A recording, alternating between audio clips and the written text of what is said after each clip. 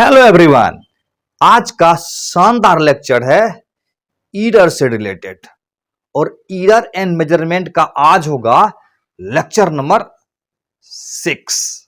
और इसमें हमारा आज का क्या गोल होगा? आज का गोल होगा ईरर इन मेजरमेंट। और ईरर इन मेजरमेंट में सबसे पहले करेंगे ईरर का एनालिसिस। तो ईरर एनालिसिस स्टार्ट करते हैं। तो TRIC के देखो, आई ऊपर होता है नीचे आ गया, तो इसी को तो बोलते हैं ईरर।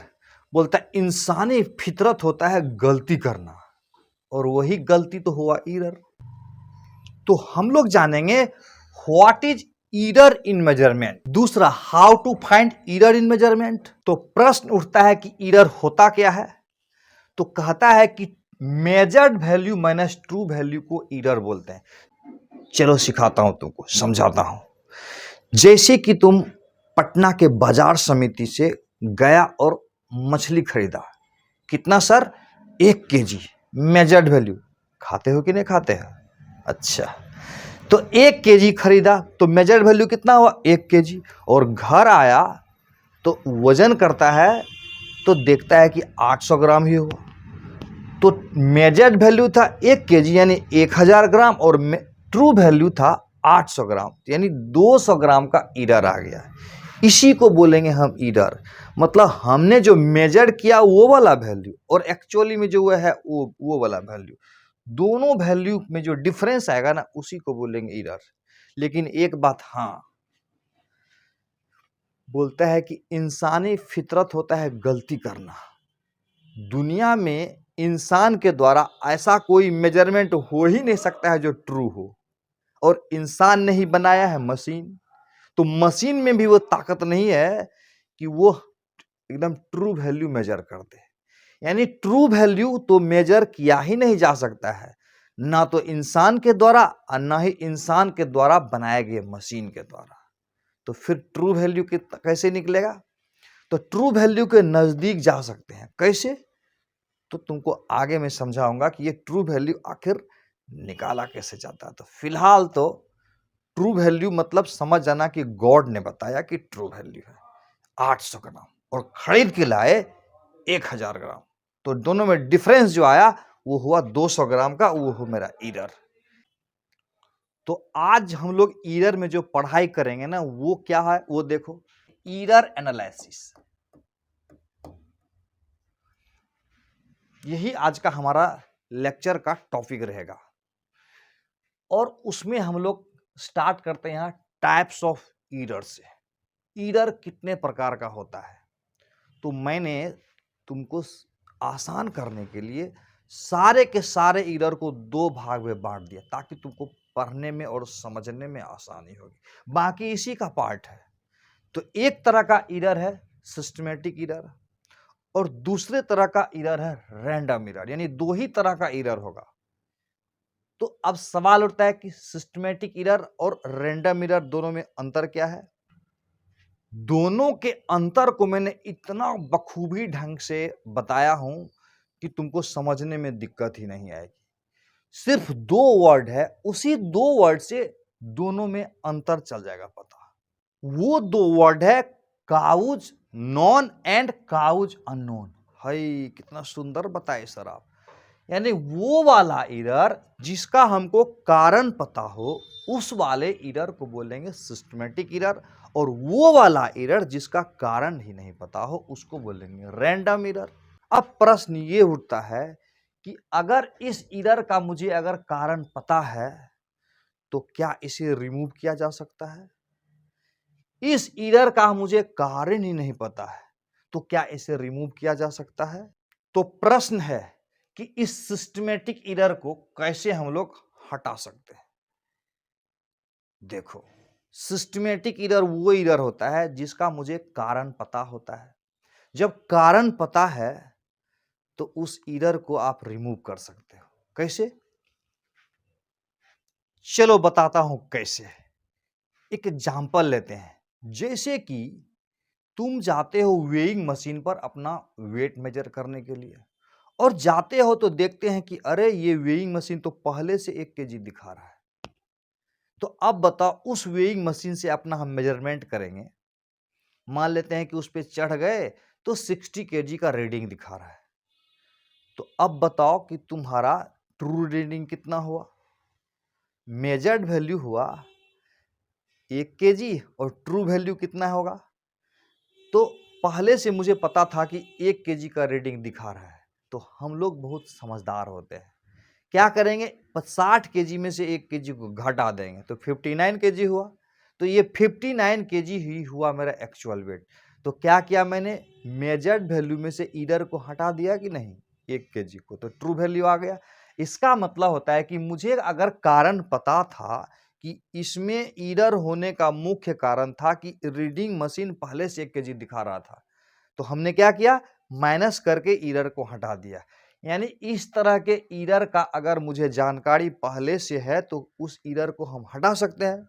जैसे कि स्क्रू गेज या बर्नियर कैलिपर से कोई लेंथ मेजर कर रहे हैं, डायमीटर मेजर कर रहे हैं स्फीयर का, तो मेजरमेंट स्टार्ट करने से पहले ही अगर स्क्रू गेज या कैलिपर्स में जीरो ईरर है, जीरो ईरर समझते हो, तो हम लोग मेजरमेंट करने के बाद क्या करते थे? जीरो करेक्शन करते थे। जीरो करेक्शन में क्या करते? Measured value minus zero error करते थे तो करेक्ट रीडिंग आता था। एक एनसीईआरटी का एग्जांपल है, इसमें लिखा हुआ है कि systematic errors can be minimised by improving experimental techniques, selecting better instruments and removing personal bias as far as possible for a given setup.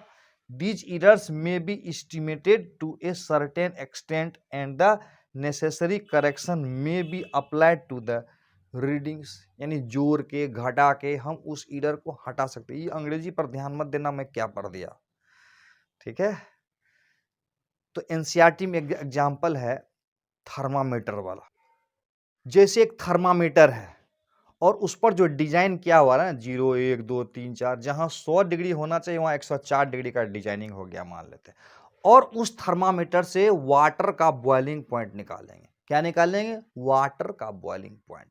तो खौलता हुआ पानी में थर्मामीटर को डाल देंगे तो एकदम पारा चढ़ेगा ऊपर, और ऊपर पारा जब चढ़ेगा तो बॉइलिंग पॉइंट जहां होता है यानी 100 डिग्री सी, उसके जगह मार्किंग किया 104 ले, तो होना तो चाहिए 100 डिग्री, तो दिखा रहा है 104 डिग्री।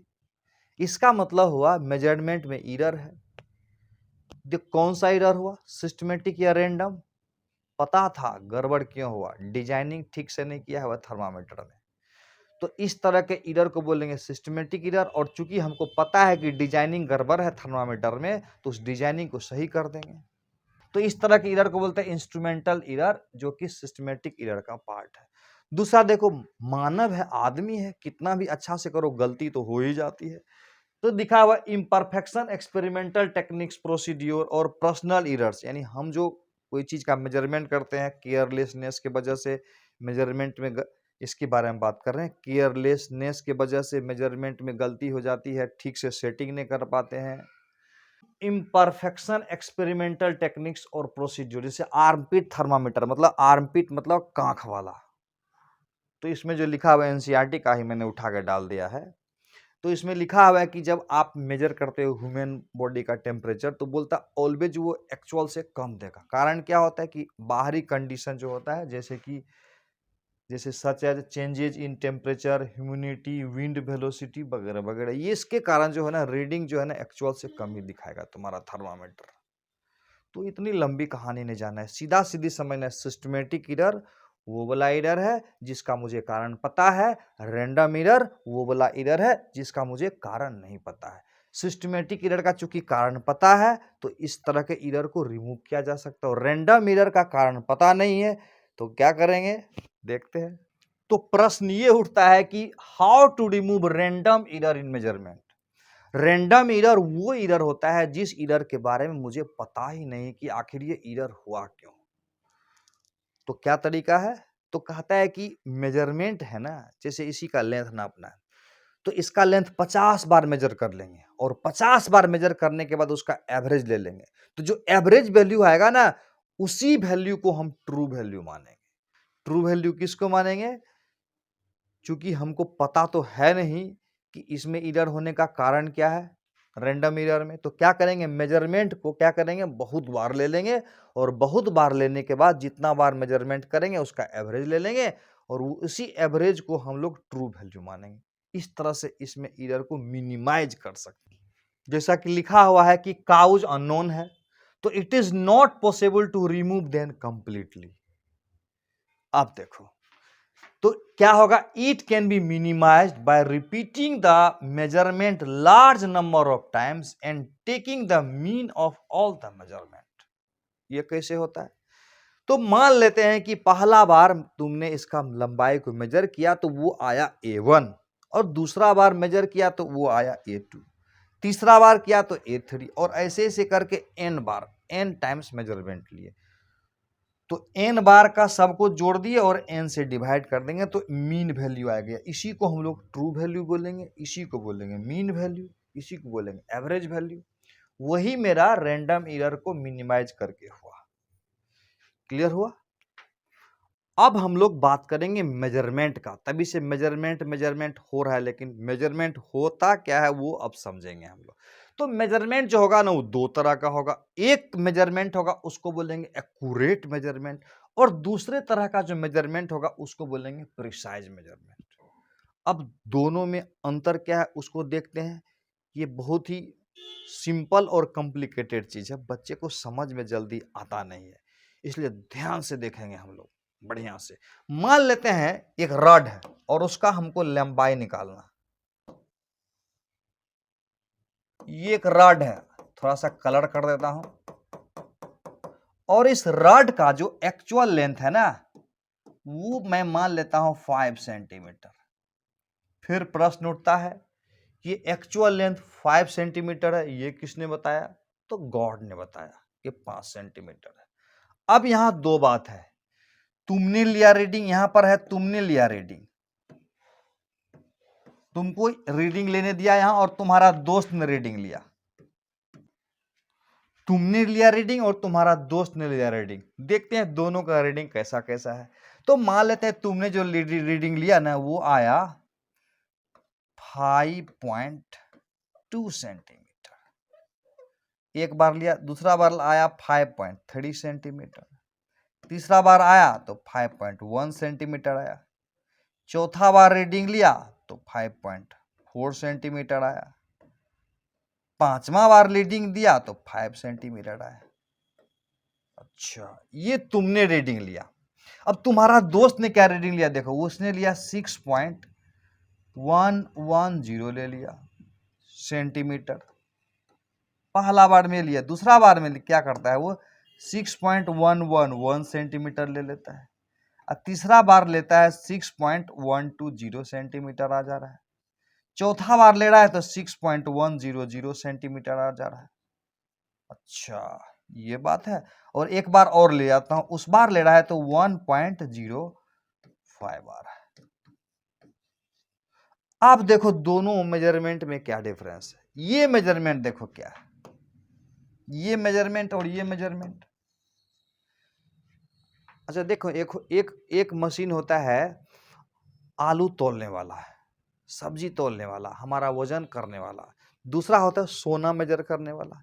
तुम देखते हो हम लोग जो सब्जी खरीदने जाते हैं ना वो वाला मशीन देखोगे ना तो उसमें 0 ग्राम के बाद 5 ग्राम आएगा और 5 ग्राम के बाद 10 ग्राम आएगा और 10 ग्राम के बाद 15 ग्राम आएगा। मान लेते हैं हमको 3 ग्राम खरीदना है सामान, तो 3 ग्राम वजन कर पाएगा, वो वजन ही नहीं कर पाएगा। तो 0 करेगा तो 5 करेगा तो 15 करेगा, 10 करेगा, 15 करेगा, 20 करेगा। लेकिन सोना तोलने वाला क्या होगा, 0.001 ग्राम भी ले लेगा, 0.002 ग्राम भी, 0.003 ग्राम भी, यानी वो छोटा छोटा मेजरमेंट भी कर देता है। चलो समझाता हूं। तो दोनों में क्या देख रहे हो, ये वाला जो वैल्यू है रियल वैल्यू के नजदीक है और ये जो मेजरमेंट है ना इसके तुलना में दूर दूर है। अब ये वाला मेजरमेंट देखो, रियल वैल्यू 5 सेंटीमीटर और रियल वैल्यू से ये मेजर्ड वैल्यू काफी दूर है। लेकिन इसका एक खासियत है, ये जो मेजरमेंट है ना बड़ा पास पास है। देखो 6.110, 6.111 सेंटीमीटर, 6.120 सेंटीमीटर, 6.100 सेंटीमीटर, 6.105 सेंटीमीटर। मतलब क्या हुआ, ये मेजरमेंट बहुत पास पास है। समझ में आया बात? सीधा सीधे समझना है। डेसिमल के बाद अगर ज्यादा प्लेस तक मेजर कर सकता है, जैसे सोना 0.001 ग्राम को भी मेजर कर सकता है, तो इसका अर्थ ये हुआ कि वो ज्यादा प्रिसाइज है, एक्यूरेट कम है। ये वाला इसके तुलना में कम प्रिसाइज है, ज्यादा एक्यूरेट है। दोनों में अंतर समझ में आ रहा है? दोनों में अंतर ये है कि ये वाला जो रीडिंग है एक्चुअल के नजदीक में है तो एक्यूरेट है, इसके तुलना में ज्यादा एक्यूरेट है, और दोनों रीडिंग के बीच में जो दूरी है ना उससे ज्यादा है, तो ये कम प्रिसाइज है। यानी कम प्रिसाइज है, ज्यादा एक्यूरेट है, दोनों में। ये वाला को बोलेंगे ज्यादा प्रिसाइज है, मतलब डेसिमल के बाद ज्यादा प्लेस तक मेजर कर रहा है। और देखो मेजरमेंट जो है ना वो पास पास है, तो मेजरमेंट अगर पास पास हो तो बोलते हैं कि प्रिसाइज ज्यादा है। यानी प्रिसाइज, इसका प्रिसीजन ज्यादा है और एक्यूरेसी क्या है इसके तुलना में कम है। कुछ कुछ फील आ रही है? बिल्कुल आ रही है। एक्चुअल वैल्यू के पास है ये,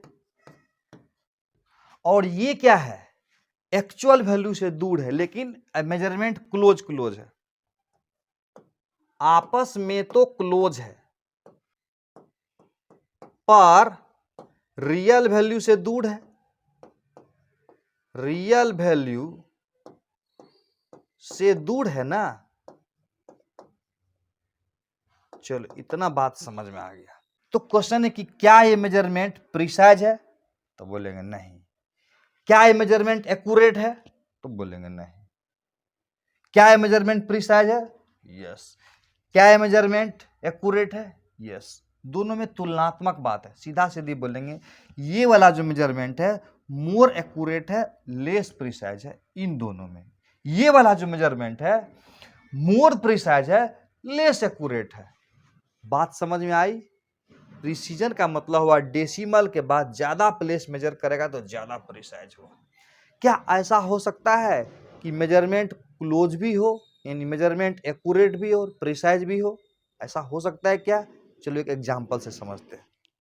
क्वेश्चन है क्या ऐसा मेजरमेंट हो सकता है जो एक्यूरेट एंड प्रिसाइज दोनों हो?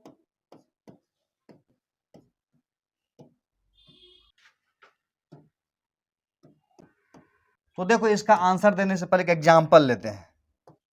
मान लेते हैं वही रॉड का एक्चुअल लेंथ था 5 सेंटीमीटर और हमने रीड किया, रीडिंग ऑफ लेंथ आया 5.00 सेंटीमीटर, 5.001 सेंटीमीटर, 5.002 सेंटीमीटर, 5.005 सेंटीमीटर। तो क्या देख रहे हो? तो हम देख रहे हैं कि एक्चुअल वैल्यू जो था वो 5 सेंटीमीटर था, और ये जो देखें ना एकदम 5 के बहुत नजदीक भी है, और देखो डेसिमल के बाद ज्यादा प्लेस भी रखता है। तो बोलेंगे क्या आंसर, बोलेंगे क्या यस। यस। तो ये रीडिंग क्या है? देखो रियल वैल्यू के नजदीक भी है और मेजरमेंट क्लोज क्लोज भी है, तो बोलेंगे ये एक्यूरेट भी है और प्रिसाइज है। देखो डेसिमल के बाद ज्यादा डिजिट तक अगर मेजर कर देना तो समझना है कि ज्यादा प्रिसाइज है। तो बोलेंगे ये एक्यूरेट भी है, ये एक्यूरेट है क्यों? ये क्योंकि रियल वैल्यू के पास है इसीलिए एक्यूरेट है। प्रिसाइज भी है क्यों? क्योंकि मेजरमेंट पास पास है। कारण क्या है? मेजरमेंट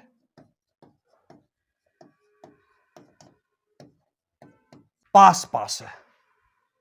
क्लियर है? एक और शानदार एग्जांपल दिखाता हूं एक्यूरेट एंड प्रिसाइज में डिफरेंस। देखो मान लेते हैं हमारे पास देखो यहां पर 3 वेइंग मशीन है। एक वेइंग मशीन ये है, दूसरा वेइंग मशीन ये है, और तीसरा वेइंग मशीन ये है। 3 वेइंग मशीन है। क्या है? Weighing machine, WM weighing machine. आप देखो हम इस पर वजन नापेंगे। किसका भाई? तुम्हारा ही नाप देता हूं। ये है तुम ही हो ना, देख लो फोटो। है ना तुम, ये हो तुम। पहले इस पर वजन कराता है, फिर इस मशीन पर वजन करते हैं। 3 डिवाइस है यहाँ पर, एक वेइंग मशीन ये है, दूसरा ये है, तीसरा ये है। देखो फोटो पहचान पा रहे हो अपना। चलो ये मान लेते हैं कि तुम्हारा एक्चुअल वेट है 60 केजी, एक्चुअल वेट है 60 केजी। 60 केजी क्या है एक्चुअल वेट, लिख देता हूं actual wait. Actual wait 60 KG में 60 जी लगाना पड़ता है। मान लेते हैं एक्चुअल वेट जो है ना 60 केजी, यानी 60 जी हो गया, केजी को केजी में ही बात करते हैं। 60 केजी। अब सवाल उठता है कि किसने बताया कि 60 केजी है, क्योंकि मेजरमेंट तो कभी सही होता ही नहीं है, तो समझेंगे गॉड ने बताया। किसने बताया, गॉड ने बताया कि तुम्हारा एक्चुअल वेट 60 है।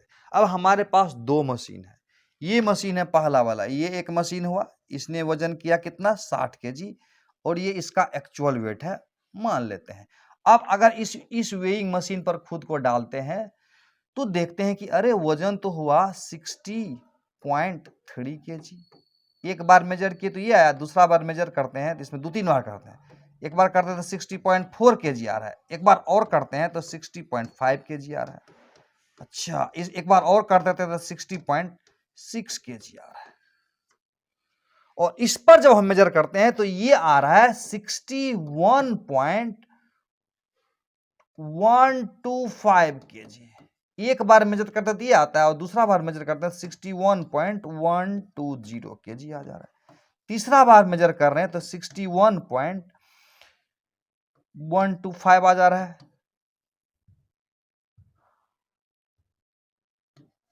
125 केजी आ रहा है। ये जो मशीन था ना, ये दादाजी के जमाने का, पुराना जमाना का है। जब हम लोग दादाजी थे ना, तो ये दादाजी के जमाने का मशीन है। कब का मशीन है, दादाजी के जमाने का, दादाजी के जमाने का।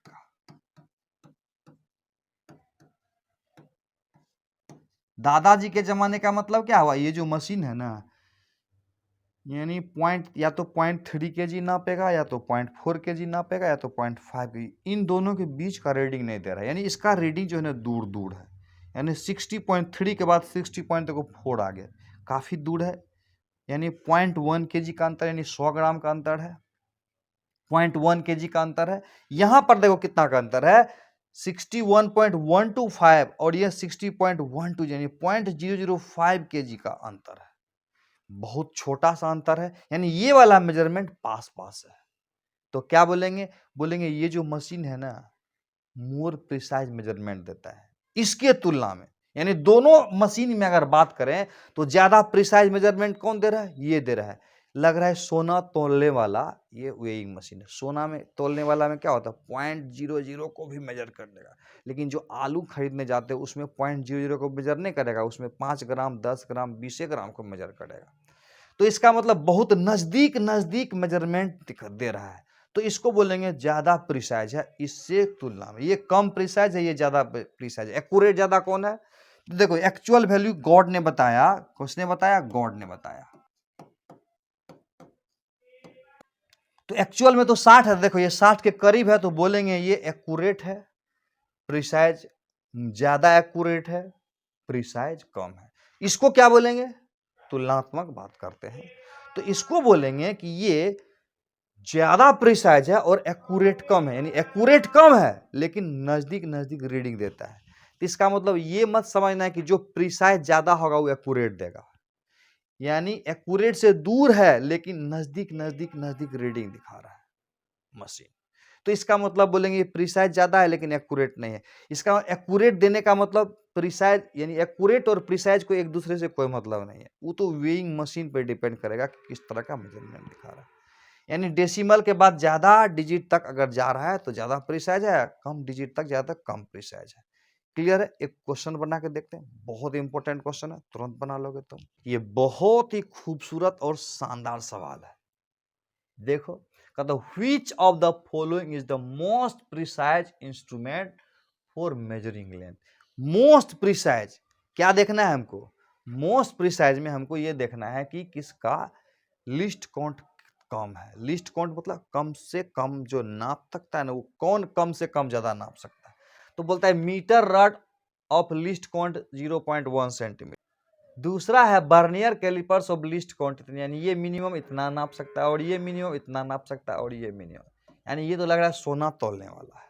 नहीं, इसी तरह का वेइंग अगर केजी होता तो मेरा मतलब ये हुआ कि सबसे छोटा मेजरमेंट कौन दिखा सकता है, ये वाला।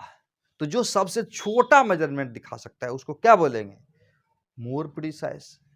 क्या लिखा हुआ है, मोस्ट प्रिसाइज इंस्ट्रूमेंट। तीनों में से कौन होगा, बहुत आसान जवाब था, कौन सा होगा, नीचे वाला होगा। जिसका लिस्ट काउंट छोटा होगा वो ज्यादा प्रिसाइज होगा। नेक्स्ट, अब हम लोग बात करेंगे calculation of error. Calculation of error, error का कैलकुलेशन कैसे करेंगे, तो इसमें कुछ कुछ पॉइंट है उसको पहले समझेंगे। पहला एब्सोल्यूट एरर, ये क्या होता है। दूसरा है मीन एब्सोल्यूट एरर। तीसरा है रिलेटिव या फ्रैक्शनल एरर। चौथा है परसेंटेज एरर। ये चारों एरर को एक एक करके देखते हैं। अब हम लोग ये देखेंगे कि ये एब्सोल्यूट एरर क्या होता है। तो एब्सोल्यूट एरर बराबर होता है, समझना है, उसको डेल्टा ए से डिनोट करेंगे और उसमें लगा देंगे मॉडुलस। ये एक्चुअल में क्या होता है, मैग्नीट्यूड यहां डाल देंगे और ये होता है, क्या होता है, मीन वैल्यू यानी true value minus measured value, या सीधा सीधा को mean value minus measured value, अब दोनों में लगा देंगे मोड। नोट को थोड़ा सा ठीक कर लोगे, उसमें मॉडुलस नहीं डाला हुआ है। आप ये मीन वैल्यू का मतलब क्या हुआ, मीन वैल्यू का मतलब हुआ कि जैसे कि मान लेते हैं कि पहला बार मेजरमेंट किए तो पहला बार जो मेरा रीडिंग आया ना वो आया A1, और दूसरा बार जो रीडिंग किए उसका मेजरमेंट आया A2 आया, तीसरा बार का रीडिंग आया A3, चौथा बार का रीडिंग आया A4, और इस प्रकार से nवां बार जब रीडिंग लिए तो आया AN, और उसको n से डिवाइड कर देंगे तो ये मेरा मीन वैल्यू आ जाएगा। क्लियर है। अब ये मेजर्ड वैल्यू क्या है, तो ये है रीडिंग ऑफ फर्स्ट मेजरमेंट, ये है सेकंड मेजरमेंट, ये है थर्ड मेजरमेंट। जैसे कि बोलेगा absolute error in first measurement तो क्या समझोगे, डेल्टा A1 का मतलब हुआ A का mean value minus A1। Delta A2 क्या आएगा, सेकंड बार जब मेजर किए तब का एरर। ये हुआ error in first measurement, error in second measurement, AM minus A2, और ऐसे ऐसे करते चलेंगे तो आएगा डेल्टा AN आएगा, और इसको लिखेंगे A का mean value minus measurement nth बार में। याद रहे डेल्टा A का वैल्यू डेल्टा A में भी पॉजिटिव निगेटिव दोनों हो सकता है, डेल्टा A में भी positive and negative, but absolute error जो होगा ABSOLUT, एब्सोल्यूट एरर किसको बोलेंगे, एब्सोल्यूट एरर हमने इसको बोलेंगे एब्सोल्यूट एरर। डेल्टा ए क्या होगा, ऑलवेज क्या होगा, पॉजिटिव, ऑलवेज पॉजिटिव, यानी एब्सोल्यूट एरर याद रहे हमेशा पॉजिटिव होता है, उसमें थोड़ा सा करेक्शन कर लोगे। इसके बारे में असल में लिखे हुए थे, ये पॉजिटिव निगेटिव दोनों हो सकता है ये, लेकिन एब्सोल्यूट एरर हमेशा क्या होगा, पॉजिटिव आएगा। क्लियर है। तो ये एक तरह से हो गया, ये हो गया, ऐसे मोड अगर लगा देंगे तो क्या हो गया, absolute error in first measurement, ये absolute error in second measurement, और ये absolute error in nth measurement. लिखना है तो लिख सकते हो, इसको क्या बोलेंगे, absolute error in first measurement. ये वाला ये हुआ absolute error in second measurement, absolute error in nth measurement. तो ये क्लियर हो गया एब्सोल्यूट एरर क्या होता है। अब है कि मीन एब्सोल्यूट एरर क्या होता है, बड़ा आसान है, यहीं पर लिखता हूं मैं मीन एब्सोल्यूट एरर। ये मीन एब्सोल्यूट एरर क्या होता है, तो ये होता है, देखो क्या लिखा, मीन एब्सोल्यूट एरर यानी एब्सोल्यूट एरर का मीन वैल्यू, एब्सोल्यूट एरर का मीन वैल्यू।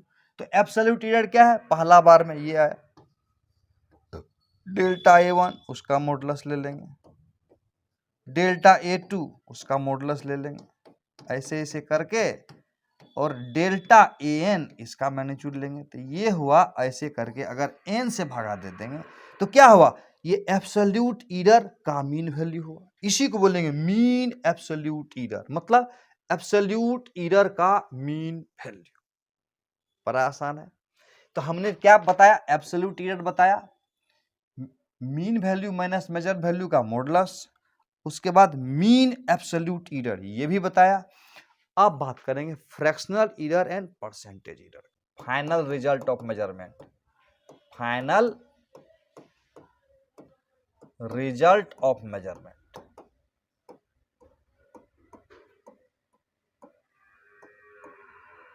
मान लेते हैं ए आया, तो ए बराबर होगा ए का मीन वैल्यू अब प्लस माइनस ये हो गया मीन एब्सोल्यूट एरर। ये क्या हो गया? Mean absolute error. इसे डिनोट करेंगे।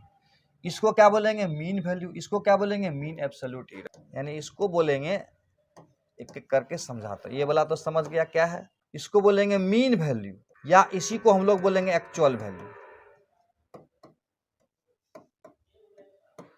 और इसको क्या बोलेंगे? Mean absolute error. Mean absolute error. It means a lies, it means a lies. A कहां से कहां लाई कर रहा है? इसका मतलब ए का जो वैल्यू होगा ना, इस a lies between a m minus delta A m and a m plus delta A m. यानी ए का जो वैल्यू आएगा ना, इसी के बीच में आएगा। ए का मीन वैल्यू माइनस डेल्टा ए एम और ए का मीन वैल्यू प्लस डेल्टा ए एम। क्लियर है? आप देखेंगे ये रिलेटिव या फ्रैक्शनल एरर क्या होता है। बहुत आसान है। देखो, जैसे कि हम लिखे थे, ये जो रिजल्ट आया मेरा था, क्या आया था? ए का mean value plus minus delta a का मीन वैल्यू। इसको हम लोग बोलेंगे मीन एब्सोल्यूट एरर। अब देखो, फ्रैक्शनल एरर को शॉर्ट में लिखेंगे F E. Fractional error in a बोलेगा ना, तो इसका मतलब हुआ कि ए में जो एरर आया वो ले लेंगे, उसका मीन वैल्यू, और डिवाइडेड बाय ए का जो मीन वैल्यू होगा उसी को बोलेंगे। इसको बोलेंगे फ्रैक्शनल एरर इन ए। अब बोलेगा परसेंटेज एरर, तब परसेंटेज एरर इन ए बोलेगा। तो परसेंटेज का मतलब क्या हुआ? 100 से गुना कर देंगे। तो डेल्टा ए का मीन वैल्यू और डिवाइडेड बाय ए का मीन वैल्यू इंटू 100। एक एग्जाम्पल से समझते हैं क्या कहना चाह रहा है। एग्जाम्पल लेते हैं, यहां पर देखो एग्जाम्पल। अगर L बराबर बोले 6 है अब प्लस 0.6 सेंटीमीटर, तो ये वाला वैल्यू कौन सा है? इसको बोलेंगे एक्चुअल वैल्यू है। ये वाला वैल्यू मेरा एक्चुअल वैल्यू है, और ये वाला वैल्यू कौन सा है? ये वाला है mean absolute error. Mean absolute error. सही है? तो अब हमको अगर बोलता है कि फ्रैक्शनल एरर इन एल बराबर क्या होगा, तो क्या बोलेंगे? डेल्टा एल का mean value divided by L का मीन वैल्यू। ये मीन वैल्यू है, और मीन वैल्यू को ही ट्रू वैल्यू बोलेंगे, और उसी को ही एक्चुअल वैल्यू बोलेंगे। ये हुआ मेजर्ड वैल्यू। ध्यान रहे, ये कौन सा हुआ? Measured value.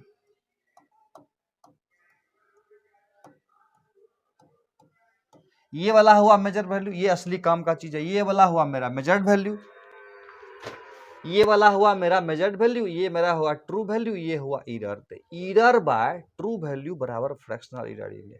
बराबर क्या हो जाएगा?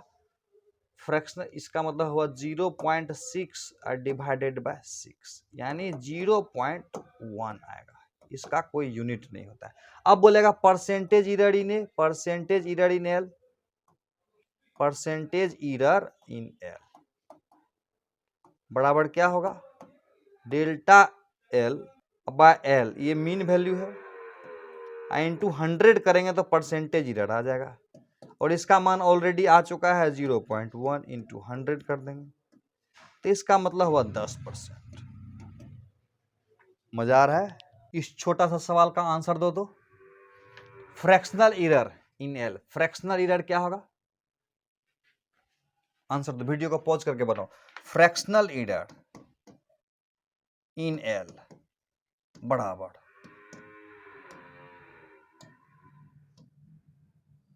बहुत आसान है, डेल्टा, ये कैपिटल वाला एल है ना, कोई बात नहीं, तो delta L divided by L का मीन वैल्यू इसको मानेंगे, ये वाला मीन वैल्यू है और ये वाला भी मीन वैल्यू, बराबर क्या आएगा, 0.3 डिवाइडेड बाय 6। इसका मतलब हुआ कि 3 हो गया 60, यानी हो गया 3 दूना 6, यानी 1/20, यानी हो गया 0.05। अगर बोलता परसेंटेज इरर तब, तो परसेंटेज इरर बराबर क्या होगा, डेल्टा एल का mean value divided by L into 100, यानी इसका वैल्यू आएगा 0.05 इंटू 100, यानी ये होगा 5%।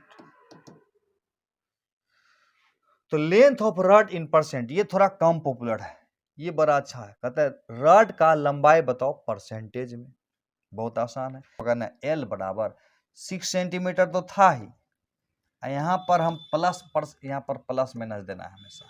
6 सेंटीमीटर था या परसेंट में 5%, ये थोड़ा कम पॉपुलर है, बहुत इंपॉर्टेंट है, समझना है। यानी रड का जो लंबाई होगा ना 6 ± 0.3 सेंटीमीटर है, और इसी रड की लंबाई को अगर परसेंटेज में एक्सप्रेस करोगे तो 6 सेंटीमीटर हुआ ही, अब प्लस इसको परसेंटेज में बदल देंगे तो परसेंटेज कितना आया, 5% आया।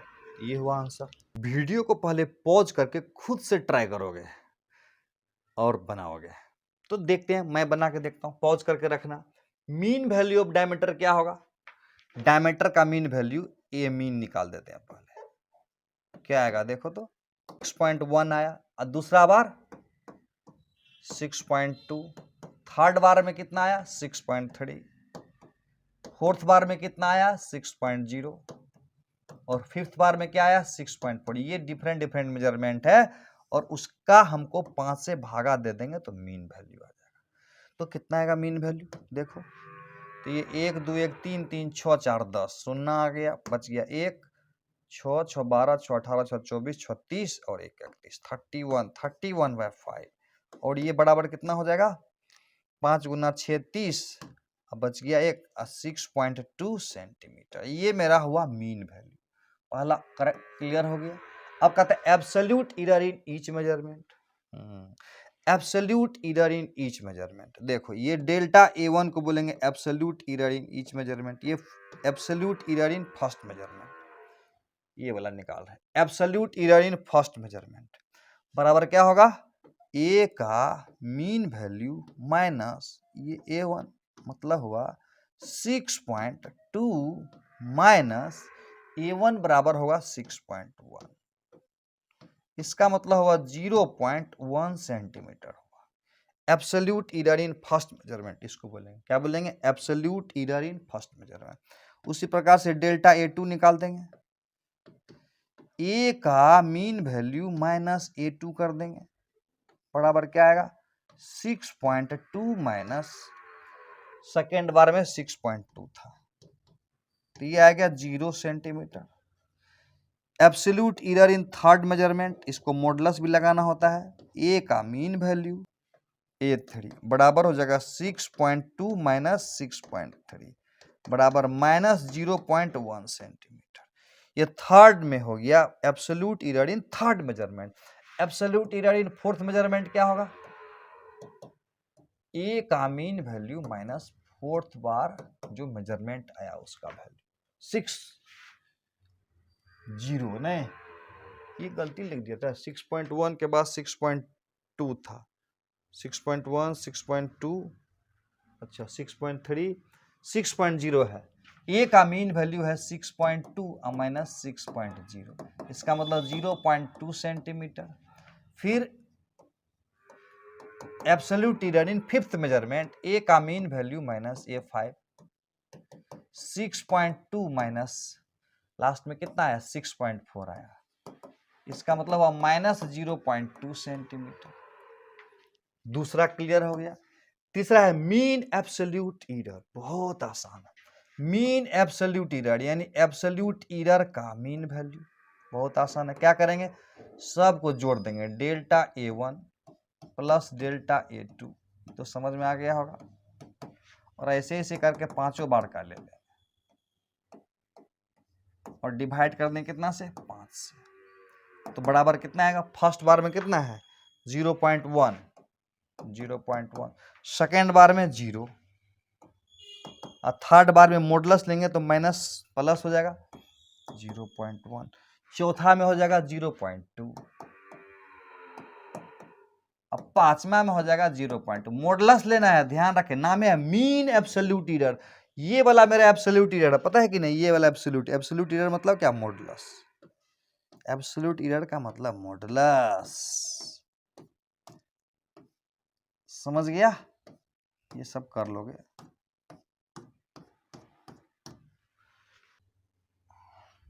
समझ में आ गया। और डिवाइडेड बाय कितना करेंगे, 5 कर देंगे, बराबर कितना होगा, 5 2 7 2 9 1 10, 1 1 2 2 4 2 2 4 1 5 1 6, 0.6/5 आया ना, तो 0 पॉइंट कितना होगा, 12, 0.12 आया। ये हुआ मेरा मीन एब्सोल्यूट एरर। ये मीन एब्सोल्यूट एरर भी सेंटीमीटर में ही आएगा। तीसरा वाला भी क्लियर हो गया। अब सवाल है कि फ्रैक्शनल एरर कितना होगा। फ्रैक्शनल एरर बहुत आसान है। फ्रैक्शनल एरर का मतलब हुआ डेल्टा ए का mean absolute error divided by mean value. मतलब क्या हुआ, 0.12 डिवाइडेड बाय मीन वैल्यू कितना आया था, 6.2। अब इसका जो वैल्यू आएगा वो समझ लेंगे। उसके बाद है परसेंटेज एरर। परसेंटेज एरर बराबर क्या होगा, परसेंटेज एरर बराबर डेल्टा ए का यानी mean value divided by mean into 100, यानी 0.12 डिवाइडेड बाय 6.2 इनटू 100। अब कहते express the result in terms of percentage error. इसका मतलब ये जो वैल्यू आएगा ना परसेंटेज में, उसमें ए का जो मेरा रिजल्ट आया ना, रिजल्ट मेरा क्या हुआ, देखो रिजल्ट क्या हुआ, रिजल्ट मतलब क्या हुआ, ए बराबर ए का मीन वैल्यू अब प्लस माइनस डेल्टा ए हुआ एरर के टर्म में।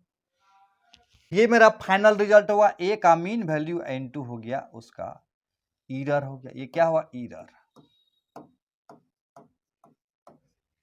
तो इसको परसेंट में भी व्यक्त कर सकते थे ना। परसेंटेज एरर कितना आया था, परसेंटेज एरर क्या आया, परसेंटेज एरर आया था डेल्टा ए का mean value divided by mean value into 100। वहां आया था 0.12 डिवाइडेड बाय 6.2 इनटू 100। इसको कर लोगे और करने के बाद जो आएगा ना, इसका यहाँ पर डाल दो। इसका जो वैल्यू आया कितना हुआ, 6.2 सेंटीमीटर। अब प्लस कर देंगे, इसको परसेंटेज में एक्सप्रेस कर लो। इसका वैल्यू आता है 0.0193, 0.01935। इसका वैल्यू करोगे तो इसका वैल्यू 0.01935। इसको राउंडिंग अप करेंगे 2 डेसिमल तक तो क्या होगा, 0.0, इसको लिख सकते हैं 0.02। तो ये आया 0.02 इंटू हो गया 100, तो कुल मिला के आ जाएगा 2%। 2% इसका वैल्यू आया। यहां लिख देंगे 2%, यानी इसका मतलब रिजल्ट जो होगा ना, फाइनल रिजल्ट को परसेंटेज के फॉर्म में हमने लिख दिया। ये रहा फाइनल आंसर। एरर के फॉर्म में लिखते तो क्या होता है, एरर के फॉर्म में 6.2 सेंटीमीटर, अब प्लस माइनस एरर कितना आया था, 0.12। ये एरर था, देखे थे कि नहीं, ये आया था ना एरर, ये आया था एरर पिछला। क्लियर है। ये एक शानदार सवाल है, पहले वीडियो को पॉज करोगे और खुद से ट्राई करोगे। ट्राई देखो, कर लिया ना। तो कहता है कि what is the percentage relative year of the observation. ये क्या चीज माना गया, टाइम को नापा गया था। टाइम को टी से डिनोट करता हूं। देखो फर्स्ट बार में हम नापे तो सबसे पहले टी का मीन वैल्यू निकाल लो। टी का जो मीन वैल्यू आएगा क्या आएगा, T1 plus T2 plus T3 plus T4। देख तो क्या क्या आ रहा है, 1.25 सेकेंड है, 1.24, 1.27 हड़बड़ाना नहीं है, बिल्कुल नहीं हड़बड़ाना है। 1.21 एंड 1.28 डिवाइडेड बाय कितना आया, डिवाइडेड बाय करेंगे 5 तो बराबर कितना आएगा, जोड़ दो तो देखो आएगा 8 1 9 7 16 4 20 5 25 5 आया राइट साइड। अब यहां देखो 5 आया, बच गया 2 2 2 4 2 6 2 8 2 10 2 12 12 के 2 आया, बच गया 1 1 1 2 1 3 1 4 1 5 1 6 6.25 डिवाइडेड बाय 5। अब इसको करेंगे तो क्या होगा, 5 1 जा 5 1 बचा, 5 2 जा 10 2 बचा, अब 5 यानी 1.25 आया टी का मीन वैल्यू। क्लियर हो गया। क्वेश्चन पूछता है what is percentage relative error, तो ये तो मीन वैल्यू है ना। अब क्या करेंगे हम लोग, मीन एब्सोल्यूट एरर बोलेंगे, डेल्टा T1 निकालेंगे। डेल्टा T1 मतलब क्या, टी का mean value minus first measurement 1.25 minus 1.25 ये आएगा 0। मीन एब्सोल्यूट एरर निकाल रहे हैं ना, अभी एब्सोल्यूट एरर निकाल रहे हैं। डेल्टा T2 बराबर 1.24 1.25 माइनस 1.24 बराबर हो गया 0.01। डेल्टा T3 1.25 ये हुआ mean value minus measured value, third बार में 1.27 इसका मतलब पॉइंट माइनस में 0.2।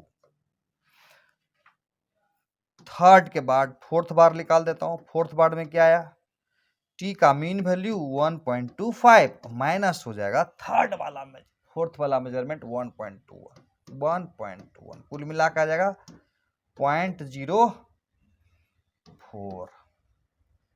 अब फिफ्थ वाला में क्या आ जाएगा, पांचवा वाला में 1.28 1.25 माइनस 1.28 मतलब हो गया माइनस 0.02538 इतना आ गया। क्लियर है। अब बोल रहा है कि मीन एब्सोल्यूट एरर क्या होगा। हाँ, अब हमारा मीन एब्सोल्यूट एरर क्या होगा, डेल्टा टी का मीन वैल्यू। ये क्या होगा, सारे एब्सोल्यूट एरर को हम क्या करेंगे, एवरेज निकाल देंगे। तो सारा एब्सोल्यूट कितना होगा, 0 आया, 0.01 आया, 0 आया, 0.01 आया, 0.02 आएगा, 0.02, 0.04, 0.04 प्लस 0.03 डिवाइडेड बाय करेंगे 5 तो कितना आ जाएगा, करो ना अपने से, यहाँ 1 2 1 3 4 7 3 10 तो 0.10 डिवाइडेड बाय 5 तो कितना आया 0.02 आएगा ना, 0.02 हो गया मीन एब्सोल्यूट एरर। प्रश्न में क्या पूछ रहा है, प्रश्न में कह रहा है what is percentage relative error, तो इसका मतलब हुआ रिलेटिव एरर निकाल देंगे। अब हम लोग फ्रैक्शनल एरर निकाल देते हैं। फ्रैक्शनल एरर बराबर हो जाएगा डेल्टा टी का मीन वैल्यू बटा टी का मीन वैल्यू 0.02 डिवाइडेड बाय 1.25। अब परसेंटेज एरर क्या हो जाएगा, परसेंटेज एरर बराबर हो जाएगा 0.2 डिवाइडेड बाय 1.25 इंटू 100। अब देखो कितना अच्छा से डिसिमल को हटाओगे, पॉइंट को हटा दिए तो 125 आ गया, यहाँ हो गया 100।